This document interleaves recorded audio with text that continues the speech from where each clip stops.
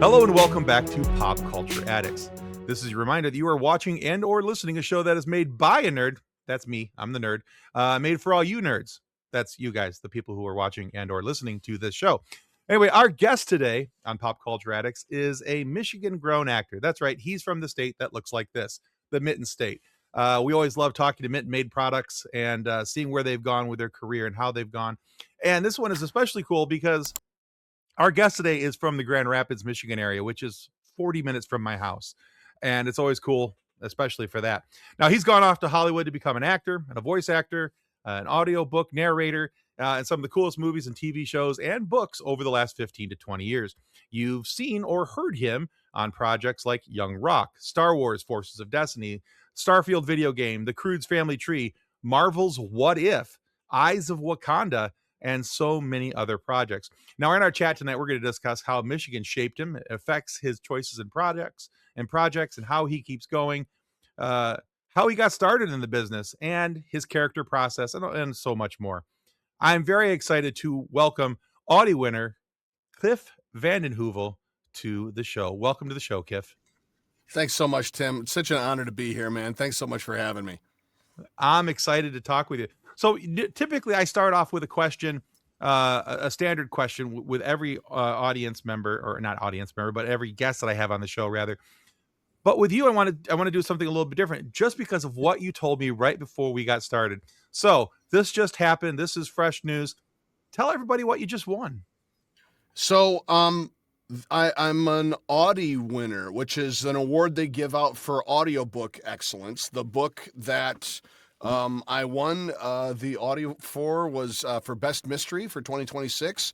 It was, the title of the book is Gone Before Goodbye by Reese Witherspoon and Harlan Coben. Thank you. Thank you very much.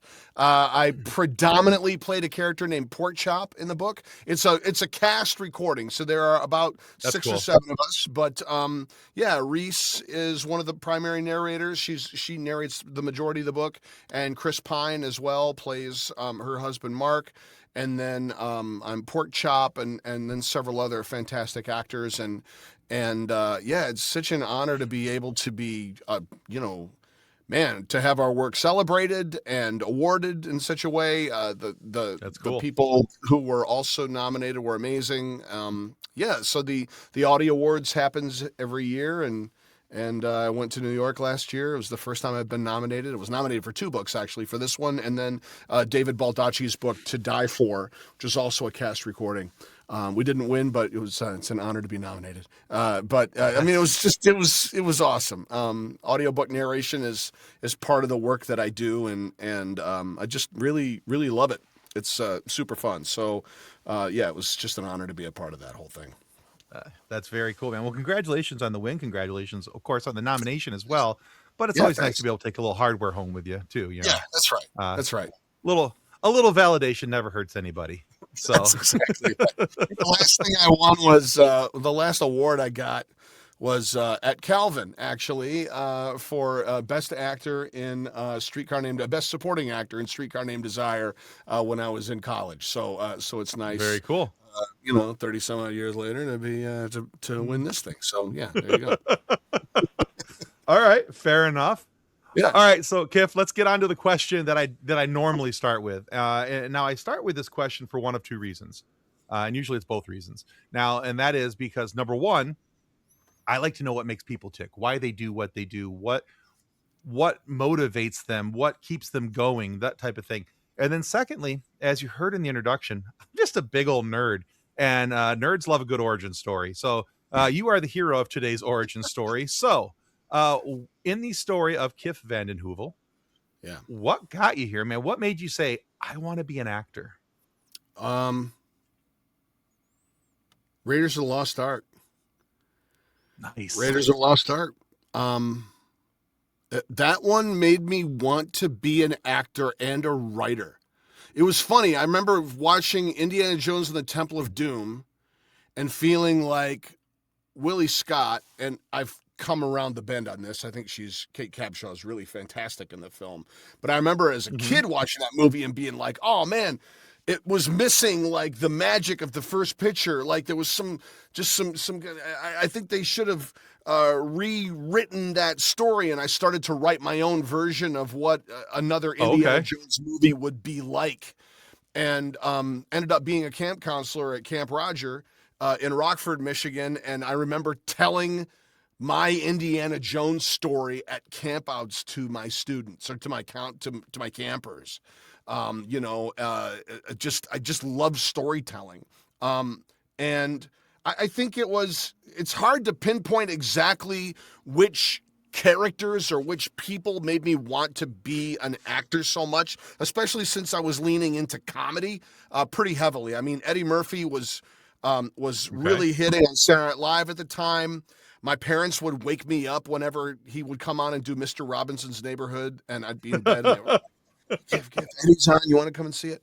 And then we got a VCR the Christmas of like 85 or Oh 84. yeah. And I taped Saturday Night Live, and Marty Short and Chris Guest and Billy Crystal were in that cast, and Julie Louis-Dreyfus and Jim Yeah. Belushi, Gary Kroger, Brad Hall. And I taped all of those episodes and then memorized those sketches and those characters. Like Marty Short's Ed Grimley was such an instructive character for me. Um, and Oh yeah. like you know, Dan Aykroyd and Bill Murray were like top of the mountain for me. Ghostbusters and all that stuff was just like it just was like a tuning fork. And it's hard to describe. It wasn't ever something that I can define as like a want. It's really strange. I had, you know, both of my grandfathers were ministers in the Christian Reformed Church in Grand Okay. Rapids. Two of my uncles and were also ministers in Christian Reformed Church. And if you're an extrovert and you grow up in the Christian community in Grand Rapids in the 70s and early 80s, if you were an extrovert, there were two paths for you. It was the pulpit or the classroom. You're going to be a teacher or preacher, and that was pretty much it. That And tracks. you know, and that was something that was said too. Like you don't go off to that godless Babylon. I remember there was a professor at Calvin who had written a whole like series about that. So I expressed that desire to my parents, and they're like, "No, no, no, that's not happening, and certainly not for the grandchild of a couple ministers of Christian Reformed Church." God, we don't even watch movies, dance, or play cards. Although we watched movies quite a bit as kids. So I think all those things fed a desire to want to be in entertainment somehow. And I held that desire kind of against the will of my parents. And I did plays in high school. I Okay. did high school forensics at South Christian. I got one of the coolest experiences I got when I was in high school was doing something with Pine Rest called the Pine Rest Players. Yep. And what that was, and for your audience who's outside of the West Michigan area, I'm sure you know what Pine Rest is, but like Yes. um, Pine Rest is a mental hospital, and they've been there for over 100 years Yeah. now. And Pine Rest Players was a group of actors who were role players. So what we would do is we would improvise, but we would be given a case study and go to church groups or large group meetings or whatever, and we would role play with a moderator that we were having a therapy session. And the idea was to sort of demystify outpatient therapy Oh, and nice. Okay. kind of demonstrate what it was. And my dad and I ended up doing it together frequently. And so that was kind of my job in high school. And a couple of my other friends, Greg Warson and Sharon Mulder, like we did like a teen panel, and it was awesome. And then when I got to Calvin, I had a couple professors who were like, "Why do you think we're training you? Like, if you have an interest and the ability, you should absolutely swing for the fences and try to go out there." And having my professors at Calvin speak to my parents about it and say, "Look, we're not training these kids to go off and be in Billy Graham movies.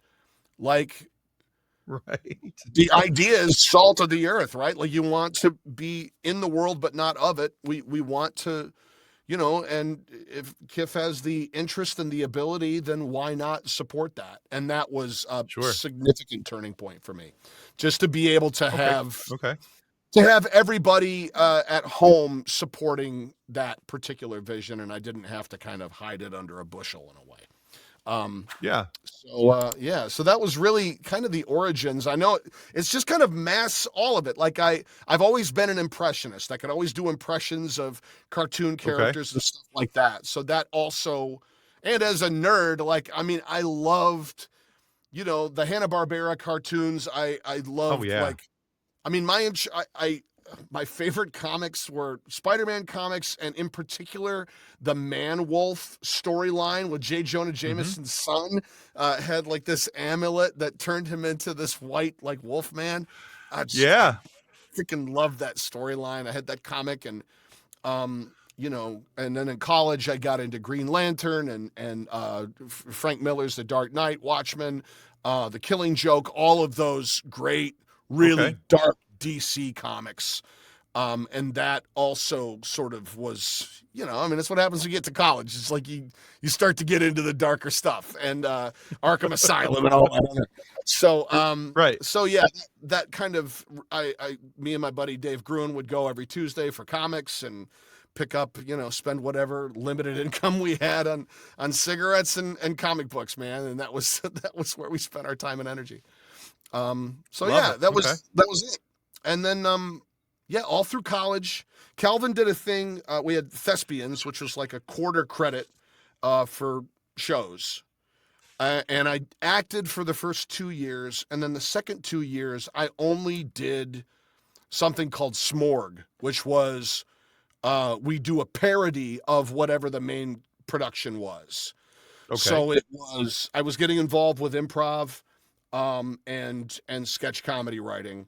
So that combination, it was kind of like our own version of the National Lampoon in a way. And then was emceeing, air bands and that kind of stuff, and All less right. invested in acting and more about kind of developing and producing comedy and comedy short form stuff. Um, All right. yeah. So that was kind of that arc. And then yeah, I did a play with the Heritage Theater Guild. We did Robin Hood, and I played Robin Hood in the show. And right after that show wrapped, one of my professors from Calvin called me. I was at my fiance's house, and he was like, "Hey, I got a phone call from Ken Wales, who is an executive producer on this television series that he had come through the year before trying to raise money for this show called Christie." And he was like, if you can be in East Tennessee, this was a Thursday night, if you can be in East Tennessee by Monday, there is a job for you working on this show. So I quit every job I had. I was working at Hope Network. I was doing murder mystery theater and improv. I just quit everything. And my folks let me take the car, and I moved down to East Tennessee and crewed, ended up crewing for 2 seasons on CBS's Christie, and learned set etiquette, learned how to work on a set. And it was all behind Nice. the scenes, but I was working with LeVar Burton and Tess Harper and Tyne Daly and Yeah. Kelly Martin. And I mean, and then like Titans, like Gene Reynolds, who was directed a million episodes of MASH and is from Yeah. Detroit. Like just to have that education of learning how real production happens and what that's like. And Priceless. Bruce Broughton, yeah, incredibly priceless. All right. But yeah, so that's kind of early origins. And That's a then very cool story, man. yeah, thank you. That's a I was very cool just going story. on timeline. I don't want to like just do a monologue. No, no, all good. I always tell people, hey, long answers are good answers. So, it's always cool to see those little nooks and crannies of somebody's story, and being able to see really what, that there's very rarely for somebody where it's a straight line trajectory where they go from this point to this point, and then, hey, I'm at my job and this is what I'm doing. And I mean, Yeah, that does happen, but yeah, it's not the standard. I think more often than not, more common is the style of story which you just told, where it's, mm, I did this thing to do this thing to do this thing to get to yes, this. There's the buildup. yeah. um you know And in especially all especially fairness, it's one of those things that for the longest time I really, I I lamented the fact that I went to Calvin. There were other places I wanted to go. I wanted Okay. to get a different kind of an education, but it really was the perfect place for me to be at the time I was. The education I got was fine, but it was the extracurricular stuff that I did Right. that really set my watch and warrant for the rest of my life. Yeah. And I mean, who knows? Had you not gone to Calvin, maybe your parents would not have had that conversation with your professor.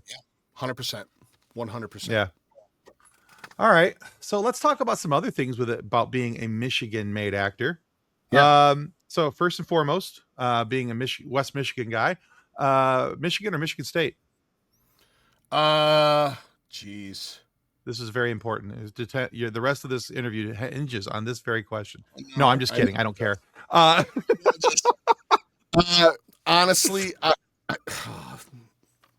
I have Go weird Calvin Knights. Okay, loyalties. so Yeah, not even the Calvin Knights. I mean, my pro teams are all back home. I got to stay probably Michigan State because my wife went there. My niece is going to go there. So fair. Michigan State, but it's not that deep for me. Matt Stegenga, who's in my class, was Mr. Basketball. He went to Michigan State, so State it is. There you go. We'll go with that. That's fine. I'm the only Wolverine in a Spartan bunch. I married into a Spartan family, so it's kind of interesting. My Yeah. my wife's father worked at Michigan State for 30 some odd years. Her Okay. grandfather drove all the sports buses for like Magic Johnson, the basketball teams, and all that stuff. For years and years. He worked there for like 35, 40 years. A couple of her aunts and uncles all worked there. So she's like, my wife doesn't give two rips about sports, but Yeah. she's like, I love Michigan State because it fed my family. Yep. So I get it. I get it. I'm like, yeah, you can have that loyalty. That's fine. I appreciate that. That's right. That's right. Um, but I asked this question of another Michigan actor a little while back, Danny Diet, who's from the Kalamazoo area. Okay. And Awesome. I asked her this question. It was kind of one of those questions I asked on the fly. And I thought, well, this is kind of a cool question for a Michigan person. So I want to ask you it and see what your take is on this. But I asked her, having grown up in Michigan with Midwest sensibilities, particularly West Michigan for you, how does that affect your outlook and then again your choices in projects as you go Mm. forward? You know, there's two parts to that because there's the Michigan aspect of it, and I also have to separate the Christian Reformed background from that. There's Sure, which highly can conservative. be and can't be. It's very conservative, and I'm not. So, my comfort level with language, with nudity, with content. Right. Um, I'll put it this way, and I'll jump to this story because I think it speaks 100% to everything that I've managed to do in my career since. My first year in Los Angeles, I was directing a show at Second City here, and Harrison Ford's goddaughter was in that show, and she said he's gonna come. And I was like, there's no way Harrison Ford is going to come to this like under 99 seat theater on Hollywood Boulevard to come watch a bunch of students do a sketch comedy show that we wrote. Right. He came and we ended up hanging out. We ended up hanging out for about 3 hours afterwards at this bar on Hollywood Boulevard called Bordner's. And it was a Monday night. Uh, just to paint the picture, I got on one screen is the Detroit Lions are playing Monday Night Football. On the other screen, Big Trouble in Little China is on. Across the Okay. table from me is Harrison Ford, and over his shoulder is a black and white still of him in Blade Runner. I'm like, it's a dream. It's not. We're talking about, Severn Darden. We're talking about sketch comedy. We're talking about Second City, and he's telling me stories about Chicago, and he's talking about carpentry with some of the other kids and whatever. But then at one point, someone says to him, "Hey, Harrison, Kiff is teaching a voiceover class at Second City." He's like, "Really? How do you teach voiceover?" I'm like, "I don't know. I'm like Richard Attenborough in Jurassic Park. I'm like, welcome to voiceover." And he says, "Someone ought to do a class about what to do when you get on set. That's a class someone should teach." I said, okay, Mr. Set, what's your curriculum for that class? And he took a bite of his chicken skewer and then went, yeah, I don't know. And everyone kind of laughed and stuff. And then about 20 minutes later, apropos of nothing, he leans across the table and he points at me and he goes, here's the thing no one understands about this business.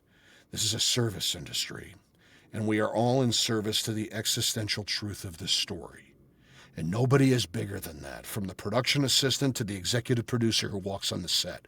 We are all there serving the truth of the story. That's our function and that's our responsibility. So if you're going to teach a class about what to do when you get on set, that's where you begin. And I was like, okay, note taken. That's what I'll, and carry that. And I've carried that with me not only in terms of stories that I've shared, like at Comic-Con panels and whatnot, and here with you, but also it speaks to the Midwestern priority of Sure. service, Yep. which is a big part of our community. We are Yes. in service to one another. Mhm. And, both of the twins behind me are EMTs and firefighters. My other two brothers are both teachers. My dad worked risk management for his entire career. My mom was in service as a textile artist. Like, I feel like we are called to serve one another in whatever ways we're able to, and Right.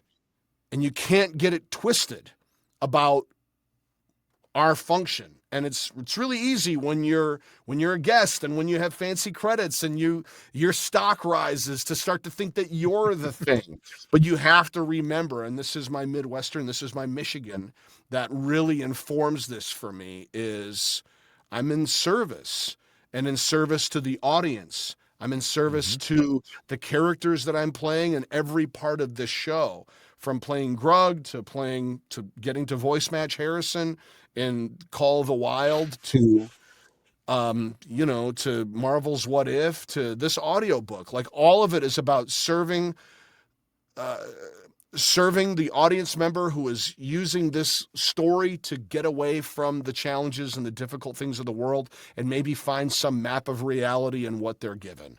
So I think that that's a long-winded way of saying, you know, that very blue collar service Yeah. mentality absolutely motivates how I want to move through the world. It helps keep me from getting a big head, although I've certainly been guilty of it. But it helps me recalibrate and stay focused so that I can come back to enjoy the stories that I've been able to participate in telling with the people who it means something to, if that makes sense. You know what I mean? No, it Um, does. Yeah. so I think that that's probably how it's impacted me the greatest. And having that conversation with Harrison Ford was so instructive and so important to help me calibrate that in this market. I mean, I had been prior to that annihilating in Chicago. I mean, my voiceover career was just a rocket ship in terms of commercials. I had done a couple games. I'd done Midnight Club 3 Dub Edition. I'd done Right. Star Wars, The Old Republic. So when I came out to LA, I had a lot of confidence and I had a pretty big head about, like, I'm ready. I'm ready. I'm repped, all that other kind of stuff. But that conversation helped recalibrate and get back to my roots of being in a place of service. And I think that's a pretty great place to be. I think that's a fantastic answer for a couple reasons. You're spot on about West Michigan, especially being a very service-oriented community Yeah. and taking Yeah. care of one another. And I love the fact that Harrison helped you to, as you said, calibrate that. And because Yeah. as you're telling that story, I was thinking, well, West Michigan gave them the pedestal to stand on, but Harrison really gave him, propped him up into the position as to where he was at. So to me, that's a very cool story. Plus, you may not know this, but Harrison Ford is my all-time favorite actor. My son's middle name is Harrison. Oh, wow. Yeah, it's a whole thing. Stuck that one in on my wife. So, That's great. so Yeah, yeah, there's he's mine too. Top of the mountain. I mean, just like yeah, all the I would have been reasons. putty at that table for 3 hours. Just Bro, let me tell you something. hi. When I walked into that room, I mean, I I just knew when I was going to meet him that I had nothing to say to him other than I'm a fan of your stuff. So, but you know, I read this great book by Harvey Mackay about how to swim with sharks without getting eaten alive, and the story he tells in there about meeting celebrities is like, you know what you have in common and focus on what you Yeah. have in common with meeting with any stranger. And the only thing I had in common with him at that moment was Joan, was his goddaughter. So when Okay. she introduced me to him, I just went over to him and she was like, Harrison, this is Kiff, my director. And I said, I just got to say, I just absolutely loved working with Joan. She was amazing. He was like, yeah, she's great, Nice. isn't she? And that was it. And, but I feel like that set the table for later on when we were there, that there was a comfort level of, I'm not going to sit here and ask, not that he would have not have been receptive to my Jack Ryan, Rick Deckard, Han Solo questions. Uh, but I will say when I walked into Bordner's and he saw me walk in with my friend Tom, saw us walk in and go, there they are. Come here. Help me move these tables together. What do you think? The chicken skewers? Is that what we order? Or should we let's just get everything. What do you think? Dude, instantly, like all of the starstruck stuff, all of that just went away. And it was like Yeah. hanging out with my dad. Like it was the most relaxed, fun, Mm-hmm. like just, it was, yeah. And I'm so happy it happened so early on in my journey in Los Angeles that it helped be such a grounding and important moment. Yeah, absolutely. Moving forward. All right. Anyway. Well, that whole story and experience actually sets me up for my next question. So I'm going to take the opportunity while it's here. So Sure. this kids is what we call a segue. So the segue into this question is it's been very interesting to me. A number of voice actors that I've talked to, actors in general, really, who are either musically inclined in one way or another, singers, instrument players, or Yeah. because there's a musicality to voice acting that people don't Yeah. really recognize, or secondarily, who got their start with some form of a group like Second City, working improv and doing sketch comedy and things like that. So how did improv with a group like Second City really help you in your own process and your progress as an actor? In a couple different ways. Like part of it is, I mean, I got started at Second City in Detroit when they opened the theater there.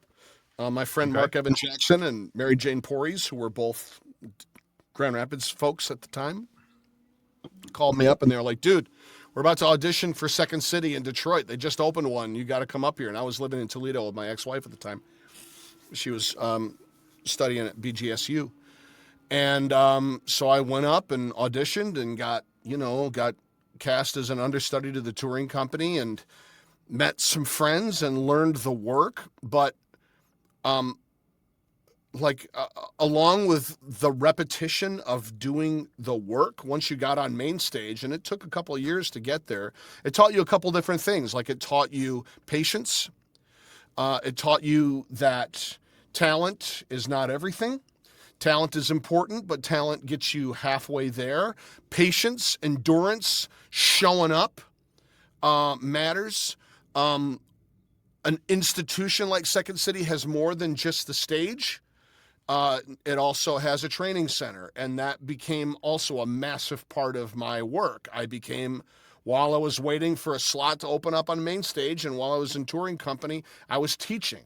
So I was teaching improv, and I was teaching writing, and teaching directing and directing. So it gave me a full career as, basically like grad school, and Okay. we were all doing that. I mean, everybody who was, once you got into the organization, you were doing all of those things. But the other part of it is that improv and the rules of improv become so instrumental in how you live. it makes you a better listener.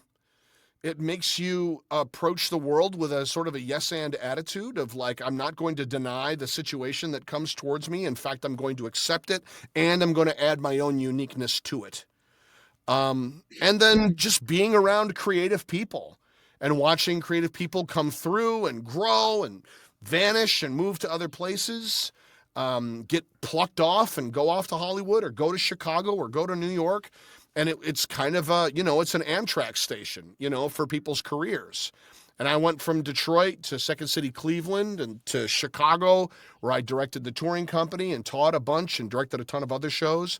And when we got out to LA, dude, day one, I had a job. I mean, I was teaching at Second Right. City. So like there was something about it's less about the work and the culture for me as it is about the essence of what Viola Spolin was teaching and talking about, and how that influenced my work both on camera and in voiceover, but also in the community that was built, and not only with my peers but also with the people that I've helped instruct and guide and work with. So I mean, it's just been part of my life the way Pine Rest was part of my dad's. You know what I mean?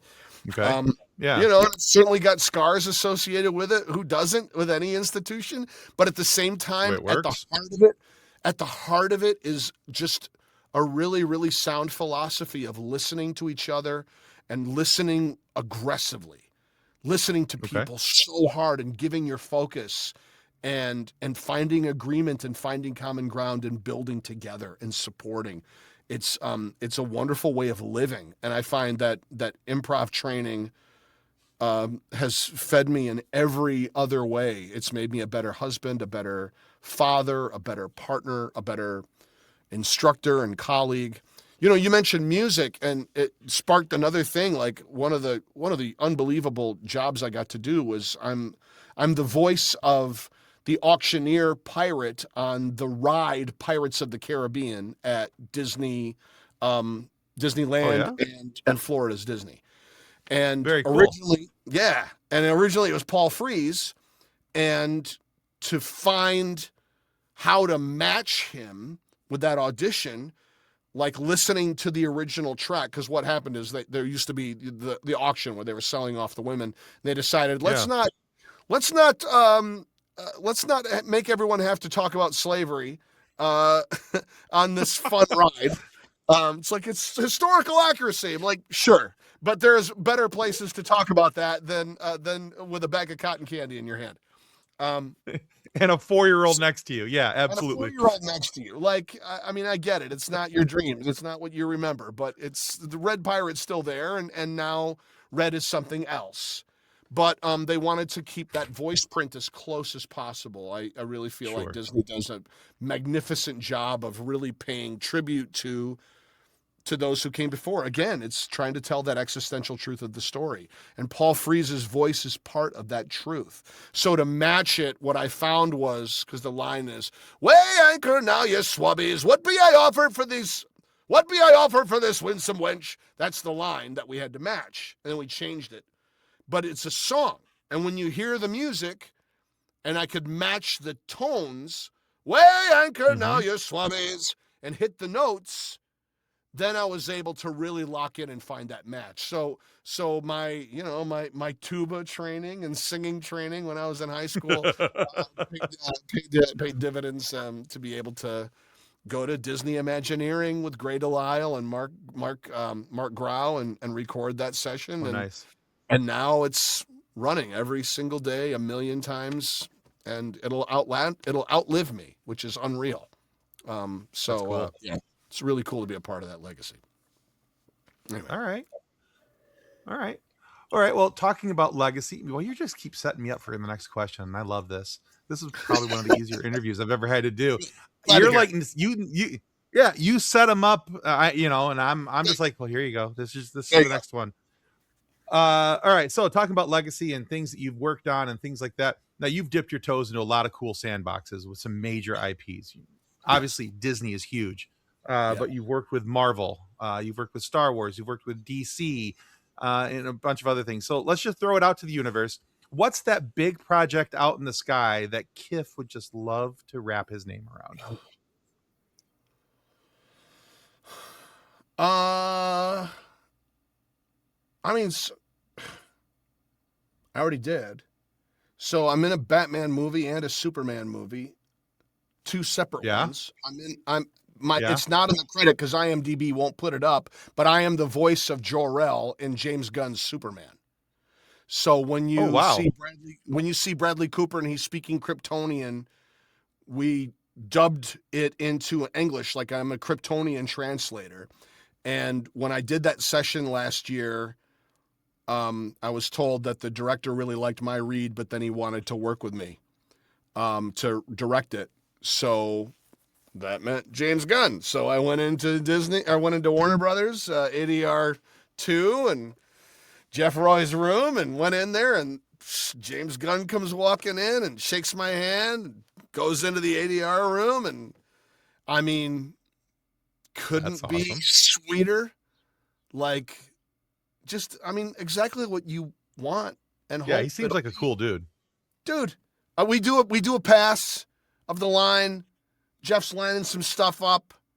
James sits back, crosses his arms, looks at me. He's like, "Where are you from?" And I'm like, "I'm from Grand Rapids, Michigan." And then he laughs and he goes, "I thought you might be." And then I went, "Well, hold on. Where are you from? Where are you from?" And he goes, "I'm from from St. Louis, Missouri." And then I was like, "Yeah, I thought you might be." And then we just laughed and chilled and talked about people that we both knew from Second City.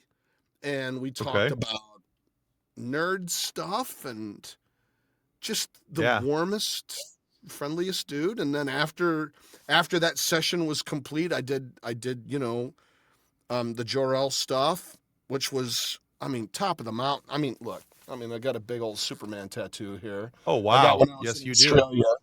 That's a whole story in itself. I mean, it's the Zack Snyder Man of Steel and being in Batman versus Superman. You know, for the longest time, I thought, oh, I'm a Batman type of a guy, but I'm just too much light. I mean, Superman really is the character I probably vibe with more Yeah. than anything else. But to have worked with both Zack Snyder on multiple occasions in Batman versus Superman. I mean, even going in and re-recording my dialogue at ADR3 at Warner Brothers with Zach for the airline version. This is how much he cares. Like, Zach was there for the airline audio recording. That's like, Oh, that's crazy. that never happens. Right. So I mean, he's just a remarkable guy. I just loved working with him too. The sweetest man. Gave us so much room to improvise in the director's cut version of that, where me and my partner Yeah. are sitting there, which we shot in Detroit, by the way. We shot all that in Michigan. I worked as a Michigan local hire. I love that. Yeah, it was awesome. And shot it a stone's throw away from where I cut my teeth at Second City. And but yeah, he let us improvise. He kept the stuff that we improvised, like, just, it's unheard of in a major tent pole feature to have that much agency. And then to get to do the amount of stuff I did in Fantastic Four, the first steps, Yeah. is mind blowing to me. I'm sort of the Walter Cronkite voice of the picture. Yeah. So I did a lot of voice work in that, but I'm also the voice of the cartoon Thing. So I in the final cut scene at the end of the movie where they show that title sequence of the Yeah. Fantastic Four, I'm the Thing. I have the last line of That's the movie. awesome. It's clobbering time. That's all, me getting to yell that. And I'm Jack Kirby. Like, it's so crazy to be able to, like, sneak into these things through the back door as a voice actor. It's so Yeah. fun. It's so fun. So in terms of what do I want to be able to participate in, I guess it would probably be the Indiana Jones universe, but that's Sure. the one that's left. Yeah. I'm just been so blessed to be able to touch these things, from all the Insomniac Spider-Man games and BioShock. I mean, come on, like, Yeah. all the things that I Oh, you've just got love some as a fan. Yeah, you've got some amazing credits, and as I was looking through your stuff, as we were talking pre-show, you were recommended to me from Sean Rohania, another guest, What a great and dude. Sean's like, he's got you guys are both Michigan guys, and he's got a really cool resume. And I was, like when you're collecting stuff, you're like, you're looking through a shelf, and you're like, need it, got it, need it, got it. And I was kind of doing that with your list on IMDb, going, things I would want to talk to you about. I'm like, need it, need it, need it, need it, need it, need it, need it. And yeah, I didn't even make it through a quarter of the way through. I'm like, yeah, I got to message this guy. I got to get him on the show. So yeah, it's a very cool resume with a lot of good things that as a nerd really speak to my inner nerd and make me go, oh yay, cool stuff. So yeah, Thank you. yeah, it's very cool. I'm going to include a link down in the show notes down below so everybody can check out your IMDb resume. They can see all the stuff that you've been on that IMDb will allow you to add. Yeah. We'll kind of go from there. Yeah. Yeah. It was So, surprising that it wouldn't let me put Superman on there. Superman or Wicked for Good. I did ADR in that as well. I'm one of the first voices you hear in that. And getting to do, like, just recently live announce for Wicked One Wonderful Night was unbelievable. Like, just as a voice actor, you're given the opportunity to go to spaces that a lot of on-camera actors don't get anywhere near. And okay. that is also something that is just mind-blowing to have access to some of these directors. I mean, when I was working on Call of the Wild, I worked with Chris Sanders, who of course did, Wild Robot and Right. the original Croods and all that other stuff, for all these years, and go in and have him direct me as Harrison doing Scratch, and to work with Ken Levine directly on BioShock Infinite was unbelievable. Yeah. Just, yeah, incredible stuff. So that's All right. great. Very cool. All right, Kiff, I think it's time. We've gotten to that point in the show where I need to ask you a silly question. Okay. Now, this really isn't all that silly of a question. We just call it a silly question.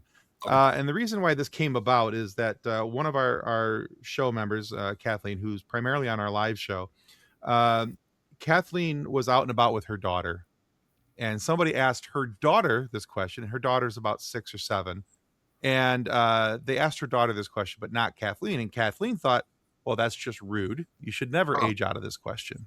Yeah. And that question is, Kiff VandenHeuvel, what's your favorite dinosaur?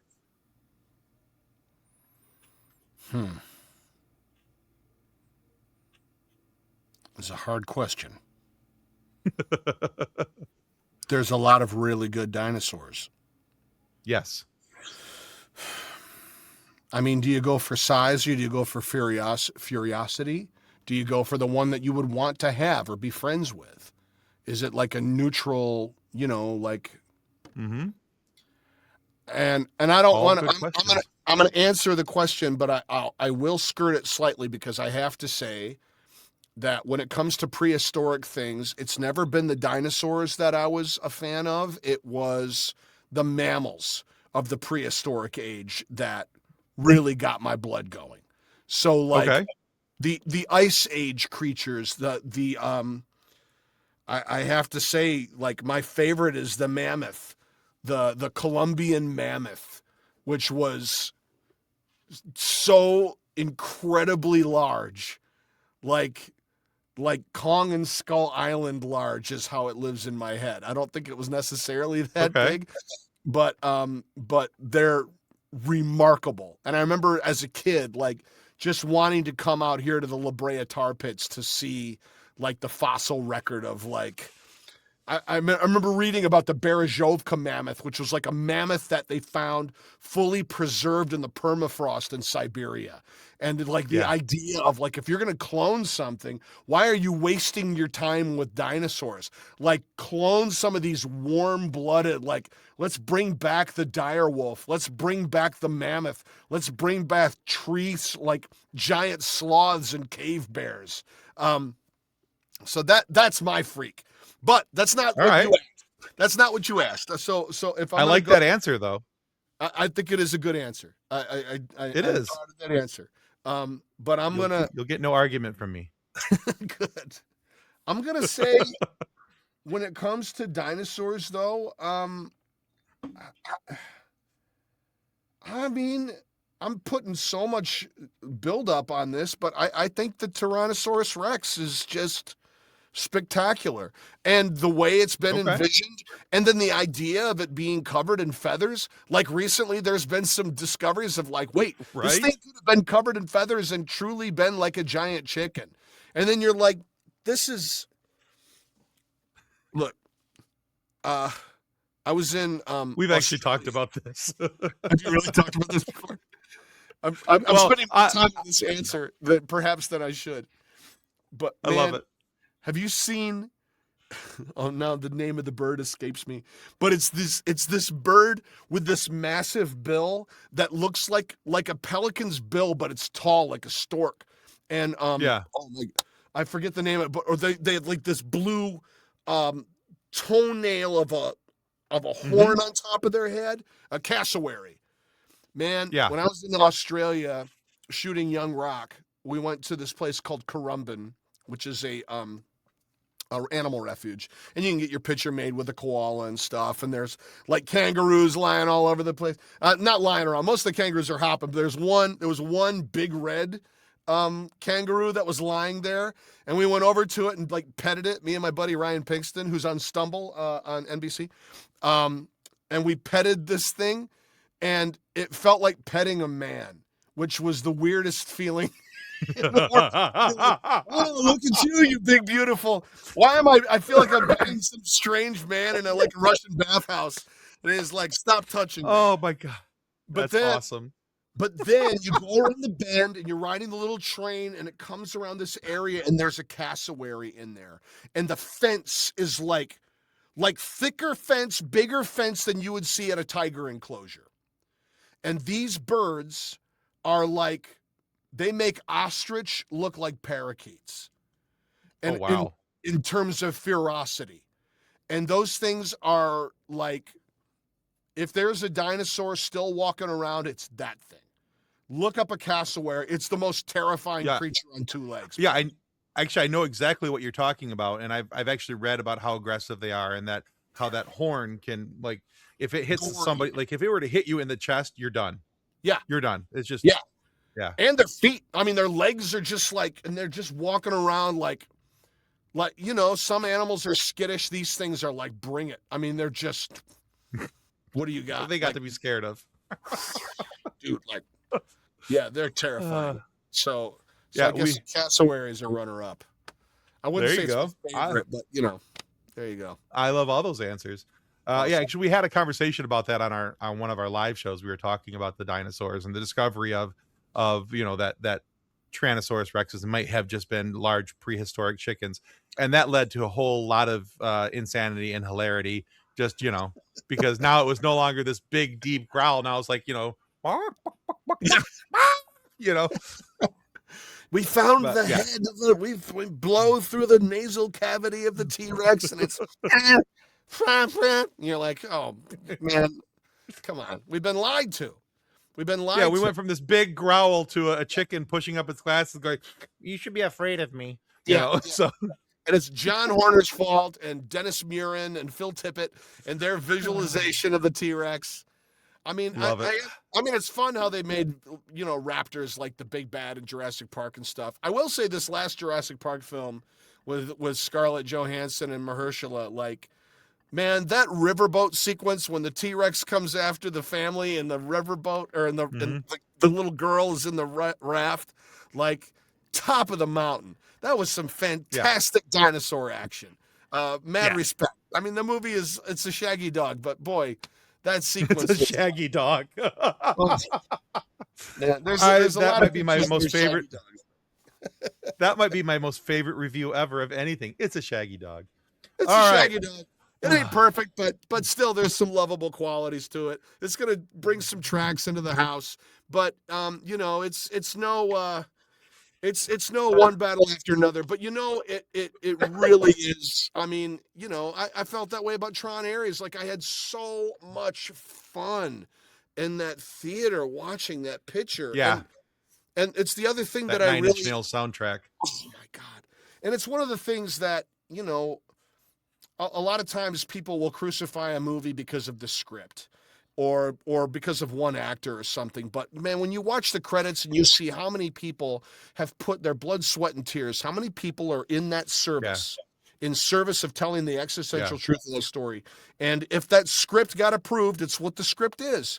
And maybe that script is problematic, but it doesn't take away. There's other aspects to celebrate. And I feel like we will dismiss art for the sake of an opinion about a little bit of a dialogue or some actor's Yeah. dialect choice, and then be like, oh, Robin Hood Prince of Thieves is a piece of trash because Kevin Costner's dialect is all over the map. Like, is it? What made you a dialect expert? And who cares? Like, let it go. Like, Morgan Freeman is wonderful in the movie. So is Mary Elizabeth Yeah. Mastrantonio. Like, just look at how it's shot. Like, so anyway, I love just about everything I see, and recommend a lot of things that maybe that shouldn't be recommended. Except, one last movie recommendation is I'm sliding everything under the door as it's closing, like grabbing for Indy's hat. Spike Lee just made Highest to Lowest, which is great, but I think you should go back and watch Kurosawa's High and Low. That movie, I thought, was just going to be some like black and white art picture. Man, that movie is one of the most intense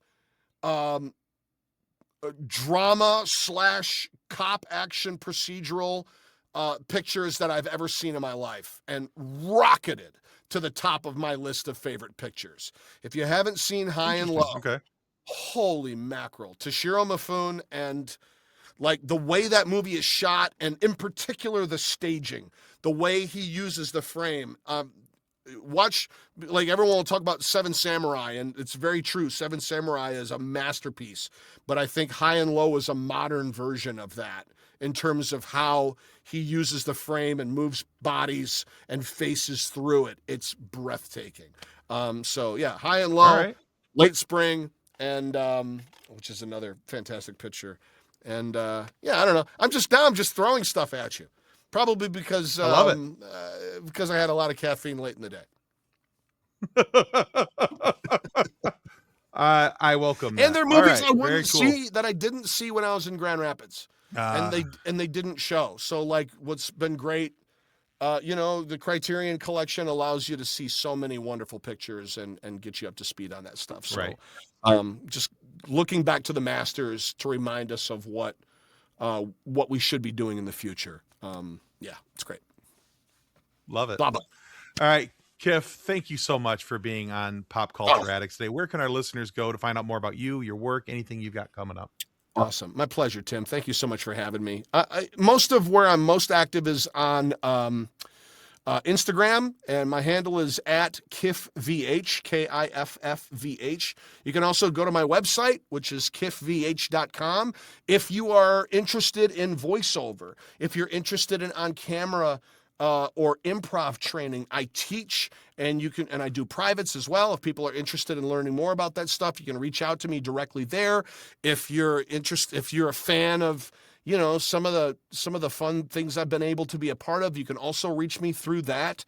I'm starting to do some con appearances and that kind of stuff. I'm going to be showing up at WonderCon in a couple weeks, and always at LA Comic-Con. Nice. Over Halloween this year. I have a show that I do every year called Voice NATO, where some of my voice actor and impressionist friends get together and we do a live improv and voiceover short form show. It's stupid fun, so it's a great excuse to come to LA.